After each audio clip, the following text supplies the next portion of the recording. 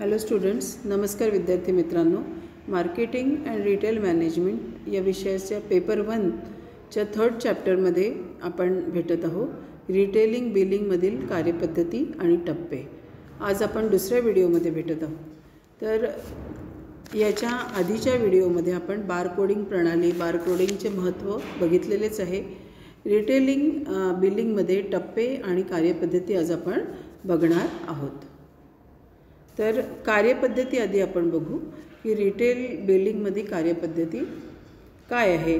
तर विद्यार्थी मित्रांनो, जेव्हा आपण एखाद्या मॉलमध्ये जातो तर पहिली जी प्रोसेस असते ती असते की आज जाऊन एखादी बास्केट किंवा जी ट्रॉली असते ती घेणे आणि आपल्याला पाहिजे तो वस्तू किंवा तो माल आहे त्याची निवड करणे. त्याच्यामुळे पहिला टप्पा हा येतो की सगळ्या वस्तू ज्या तुम्हाला आवडतील, ज्या ब्रँडच्या हव्या असतील, ज्या किमतीच्या हव्या असतील त्याची निवड करून एका ट्रॉलीमध्ये एकत्रित करणे. नंतर ती ट्रॉली घेऊन दुसरी आहे की आर्थिक व्यवहार पूर्ण करण्यासाठी कॅश काउंटरकडे जाणे.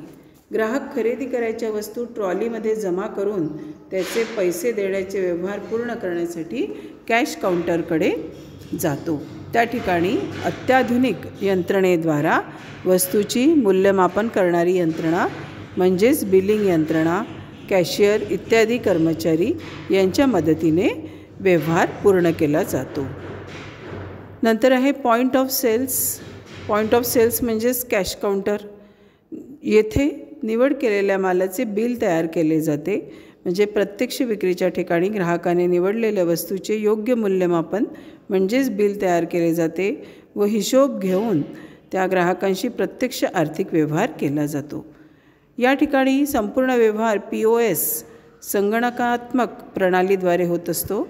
POS संगणकामध्ये मालाच्या साठ्याची संपूर्ण माहिती असते, जसे वस्तूचे नाव, वस्तूचा प्रकार, वजन, आकार, वस्तूची किंमत, वस्तूवर एखादी स्कीम किंवा योजना असेल, वस्तूवर लावण्यात येणारा कर, या सगळ्यांची माहिती संगणकावर साठवलेली असते. संगणकाला एक बारकोड स्कॅनर जोडलेला असतो, हे आपण पाहिलंच आहे मागच्या व्हिडिओमध्ये.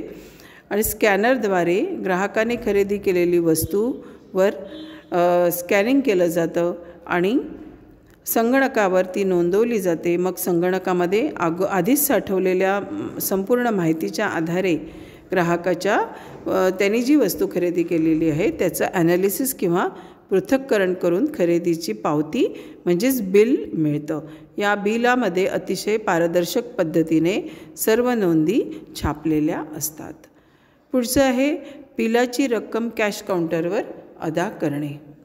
बिल तयार केल्यानंतर त्यानुसार ग्राहकाला बिलाची रक्कम अदा करावी लागते, म्हणजे द्यावी लागते. ग्राहकांना बिल अदा करण्याच्या पद्धती निश्चित करण्याचे स्वातंत्र्य आहे. काही ग्राहक रोखीने तर काही क्रेडिट किंवा डेबिट कार्डद्वारे, काही धनादेशाद्वारे, चेकद्वारे बिल अदा करतात. आणि सुरक्षिततेच्या दृष्टीने जर पाहिलं तर कॅशलेस ट्रान्झॅक्शनवर आपल्या सरकारनेही भर दिलेला आहे. म्हणजेच डेबिट कार्ड किंवा क्रेडिट कार्डद्वारा आपण बिलाची रक्कम देऊ शकतो. त्याच्यासाठी काय लागतं तर कार्ड स्वॅपिंग मशीन हे उपकरण लागतं आणि कॅश काउंटरवर ते स्वॅपिंग मशीन ठेवलेलं असतं. ते स्वॅपिंग मशीन कार्ड टाकल्याबरोबर ग्राहकाच्या खात्यावर कमीत कमी बॅलन्स, म्हणजे त्यांनी वस्तूची जितकी खरेदी केली आहे तेवढा बॅलन्स आहे की नाही हे कार्ड स्वॅपिंग मशीन पाहते आणि मग ट्रान्झॅक्शन पूर्ण करते किंवा त्याला मान्यता देते. तर हा हे जे ट्रान्झॅक्शन आहे पूर्णपणे स्वयंचलित असल्यामुळे आणि त्याच्यामुळे एकाही क्षणाचा विलंब न होता क्षणार्धात होतं आणि कुठलीही फसवेगिरी त्याच्यामध्ये नसते. मग हे कॅश दिल्यानंतर बिल जे मिळतं, बिलाची रक्कम अदा केल्यानंतर एक पावती मिळते, बिल मिळतं. त्याच्यावर कॅश बिल पेड असा स्टॅम्प मारला जातो आणि त्याच्यानंतर ती पावती ग्राहकाला दिली जाते आणि त्या पावती दाखवून ग्राहक माल ताब्यात घेऊ शकतो. सुरक्षा रक्षकाला बिलाची पावती दाखवून दालनातून मग बाहेर पडू शकतो. तर अशा प्रकारे रिटेल स्टोअरमध्ये शिरल्यापासून बाहेर निघेपर्यंत व्यवस्थित रीतीने वस्तूच्या विक्री हँडल केली जाते. विद्यार्थी मित्रांनो, आज आपण पाहणार आहोत बिलामधील कर आकारणी. तर जसं आपण बघितलं की बिलामध्ये कर किती लावला हे सुद्धा दिलेलं असतं. तर सर्वप्रथम आपण GST या कराबद्दल थोडक्यात परिचय जाणून घेऊ. भारत सरकारने 2017 1 जुलैपासून हा कर लागू केला. पूर्वी आकारण्यात येणारे विक्री कर, वॅट, ऑक्ट्राय इतर सर्व कर रद्द करण्यात आले आणि त्याच्याऐवजी गुड्स अँड सर्व्हिस टॅक्स वस्तू आणि सेवा कर हा अप्रत्यक्ष कर आहे आणि ह्याच्या आकारणीचे दर म्हणजे स्लॅबही ठरलेले आहे. 0, 5, 12, 18, 28%. तर 28% ही मॅक्सिमम स्लॅब आहे. 28% इतका GST वस्तूवर लागू शकतो. कोणत्या स्लॅबमध्ये कोणत्या वस्तू येतात याची यादी पूर्ण इंटरनेटवर उपलब्ध केलेली असते. त्याच्यानुसार जेव्हा आपण वस्तूच्या बिलाची एंट्री करतो त्याचबरोबर त्याच्यावर GST आकारला जातो. आणि ही नवीन कर प्रणाली नुकतीच लागू केल्यामुळे कधीकधी लहान जे रिटेल स्टोर्स असतात, किराणा दुकानदार असतात, त्यांना त्रास जाऊ शकतो. पण मोठे मोठे रिटेल जे अत्याधुनिक रिटेल मॉल्स वगैरे आहे, सुपर मार्केट याच्यामध्ये सहजरित्या संगणकाद्वारे GST त्याच्यामध्ये ॲड करून येतं. GST धरून घेतला जातो आणि GST बिलामध्ये ॲड केलेला असतो. डायरेक्ट त्याची वेगळी एंट्री नसते, पण खाली एक नोट लिहिलेली असते की GST is included in selling price.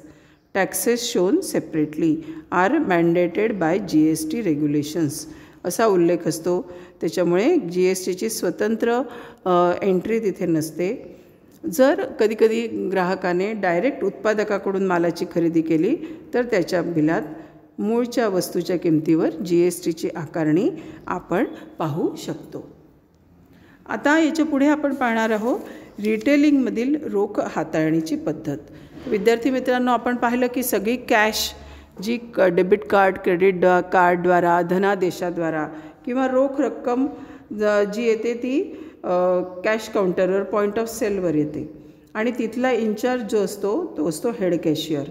आणि ही प्रत्यक्षात जमा झालेली रोख रक्कम आणि संगणकाद्वारा प्राप्त झालेली रोख याचा अहवाल हेड कॅशियरला द्यावा लागतो. ती त्याला रक्कम जुळवावी लागते आणि कॅश काउंटरवरील रोख रकमेचे कलेक्शन व संगणक रोख अहवालातून जुळवणी झाल्यावर दुसऱ्या दिवशी सकाळीच हेड कॅशियर बँकिंग प्रक्रिया पूर्ण करतो. म्हणजेच काय तर रिटेल स्टोअरच्या खात्यावर रोख रक्कम जमा करण्यात येते आणि याच्यासाठी पैसा भरणा स्लिप, पे इन स्लिप भरण्यात येते. पे इन स्लिपमध्ये व्यवसायाचे नाव, खाते क्रमांक, दिनांक, भरण्यात येणाऱ्या नोटांचा तपशील, खात्यात भरायच्या रोख रकमेची अंकी आणि अक्षरी माहिती, नंतर जो व्यक्ती रोख भरणार आहे त्याची स्वाक्षरी, मोबाईल नंबर एवढ्याची नोंद केली जाते. आणि ही स्लिप भरल्यानंतर बँकेतील रोखपालाजवळ जो पैसे जमा केले जातात आणि त्याचा एक भाग आपल्याकडे तो हेड कॅशियर सही आणि शिक्क्यानिशी आपल्याजवळ जमा करून ठेवतो. आजकाल आपण बघतो की कधीकधी आधुनिक रिटेलिंगमध्ये खूप मोठ्या प्रमाणावर कॅश ट्रान्झॅक्शन्स होतात आणि कॅश खूप मोठी असते. अशा वेळेला कॅश भरणा व्हॅन, पिकअप सिक्युरिटी एजन्सीची सुद्धा मदत घेतली जाते आणि कॅश कलेक्शन याची मोजणी योग्यरित्या केली जाते. नंतर हेड कॅशियरला दैनंदिन खर्चासाठी, किरकोळ म्हणजे मिसलेनियस खर्चासाठी लागणाऱ्या कॅशची जबाबदारी पार पाडावी लागते आणि ती पेटी कॅश एक्सपेन्सेस म्हणून वापरण्यात येते. तर विद्यार्थी मित्रांनो, आज आपण पाहिलं की रिटेलिंगमध्ये रोख हाताळणीची पद्धत, GST म्हणजे काय आणि रिटेलिंग बिलिंगमधील टप्पे आणि कार्यपद्धती. धन्यवाद. पुढच्या व्हिडिओमध्ये आपण भेटणार आहोत रिटेलिंगमधील कॅश काउंटर व्यवस्थापन आणि हेड कॅशियरची भूमिका. थँक्यू.